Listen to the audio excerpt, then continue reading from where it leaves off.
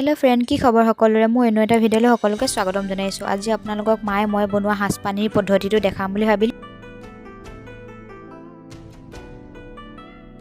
আৰু এফালে দেখিলেনে গৰম পানী উতলি আছে আৰু ওপৰত দিয়া আছে কলপাত আৰু কলপটুৱাখন দিয়া আছে, মাজতে ফুটা খোৱাহিটো দিয়া আছে। কেনে ধৰণে কলপটুৱাখন কাটি দিছে হেতুটো আপোনালোকে ভিডিঅ'টো চাওঁতে গম পাইছে। আৰু এটা কথা কৈ দিওঁ, যোনসকলে হাঁচপানী বনাব নেজানে তেওঁলোকৰ কাৰণেহে ভিডিঅ'টো বনোৱা হৈছে, আৰু যোনসকলে জানে তেওঁলোকেতো গম পায় কেনেধৰণে বনায়। এয়া দেখিলেনে গৰম পানীখিনি উতলি থাকোঁতে চাউলখিনি টুকি পিনি দি দিয়া হৈছে। এয়া চাউলখিনি দি দিয়া হৈছে কলপাতখনৰ ওপৰত।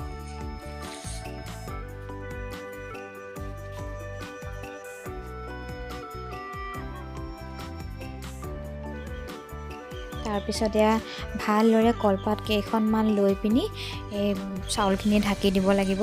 এয়া চাওকচোন, কলপাত কেইখনমান লৈ পিনি ঢাকি দিছোঁ। এয়া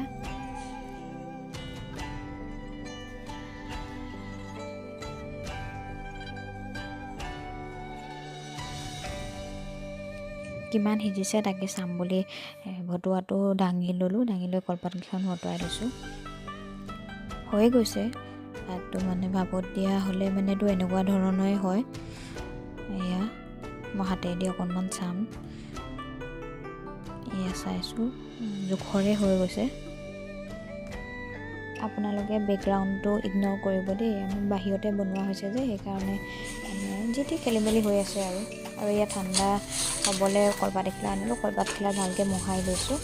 মোহাৰি লৈ পিনি তাতে গোটেই গৰম হৈ থকা মানে ভাতখিনি তাত দি দিয়া হ'ব অলপ দেৰি ঠাণ্ডা হ'বলৈ।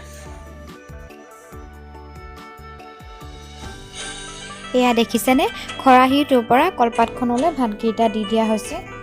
খৰাহীটো থাকিলে গৰম হৈ থাকিব বহুত টাইমলৈকে, সেইকাৰণে কলপাতখিলা দি দিয়া হৈছে। কলপাতখিলা দি পিনি ভালদৰে গোটেইখিনি মেলি দিব লাগিব, তেতিয়া সোনকালে ঠাণ্ডা হ'ব। আৰু ঠাণ্ডা হোৱাৰ পাছতহে আপোনালোকে সদায় সাজৰ পিঠাখিনি সানিব, নহ'লে যদি গৰমে গৰমে সানি দিয়া হয় তেতিয়াহ'লে সাজখিনি পাছত খাবলৈ ভাল নহয় আৰু টেঙা টেঙা হোৱাৰ চান্স থাকে। সেইকাৰণে সদায় ঠাণ্ডা কৰিহে আপোনালোকে সাজৰ পিঠাখিনি সানি দিব।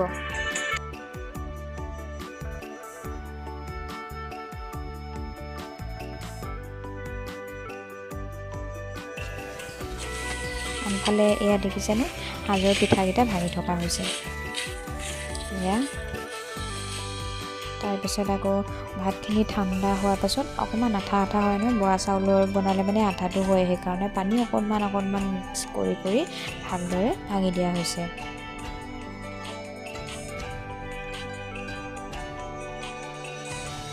তাৰপিছত ভাঙি পিনি পিঠাগুড়িখিনি তাত মিলাই দিয়া হৈছে। মিলাই লৈ পিনি ভালদৰে সানি ল'ব লাগিব।